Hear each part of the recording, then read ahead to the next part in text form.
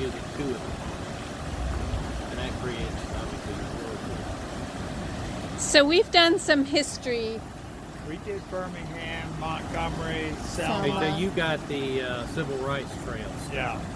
Yeah. It gets a little tiresome after a while. All right, so down here you've got the antebellum South. This is where the plantations were. This is the Black Belt. When people settled this part of the country, they moved through here and kept going. They thought the soil was poor. And then years later, wealthy people like my wife's ancestors came back and bought large tracts of land and set up cotton production. They were cotton brokers. So it worked well. And there were a lot of fine old homes here. So you've got some big homes in town that you can tour. There's homes out in the community. My sister-in-law lives in a historic home on the National Register.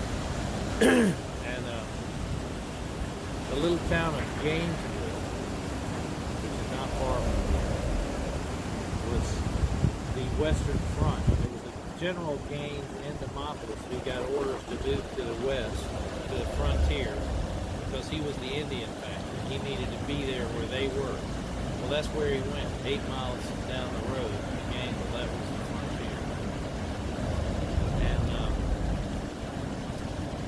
that town rivaled Chicago in size and scale. There's a story they tell about Armour Meatpacking flipping a coin as to where they were going to build their factory. And it was either going to be in Gainesville, Alabama, or Chicago, Illinois. I guess it was. And so today, Gainesville is just a dot on the map. But there's some beautiful old homes up there.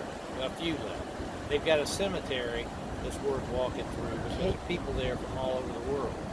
And fine grave markers. Of course, the old homes are largely gone. The other thing I tell you, in 1862, Sherman was going to march from Vicksburg east and cut the Confederacy in half. Right. He got to Meridian, Mississippi, and he stopped. He didn't cross the river because we had a guy named Forrest who was a farmer and kind of ruthless, had a small cavalry. He rode to meet Sherman's cavalry, that was his intel. They were out kind of checking the area out before they moved the army this way. He came up, routed them, sent them back north. Sherman never heard from his cavalry, so he stopped that advance and waited until the next year, and then did the one you heard about through Atlanta. To the sea. So our area didn't get burned to the ground. My house was built in 1860 something. There's a lot of old homes around. My house was probably built by carpetbaggers, but that's another story. Now Meridian is only like 50 miles from here, right? 30. 30. Well, it might be 40 from here, 30 from my house. So, yeah, you can go down to 80. Meridian's a nice town, and you got Jimmy Rogers, and they've got a carousel there. There's nice museums, things to see and do there. Tuscaloosa's got some fine old homes in it. But these areas were Stay never in really... Tuscaloosa. No, we stayed in Auburn.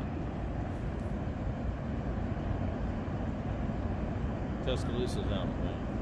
Yeah. Let's see what else I can. Livingston was built in 1835. One of the oldest homes in Gainesville is 1824, I think. So that's early for this part of the country. You know, there were still Indians here. My in-laws have the deed signed by their ancestor where he bought the land from the Indians. Gosh. That's amazing. He's also got a letter, my brother-in-law's got a letter hanging on his wall from the president telling his ancestor he had to release his slaves. That's the gate open. I tell you what. You said the gate was opening? Yeah, just come before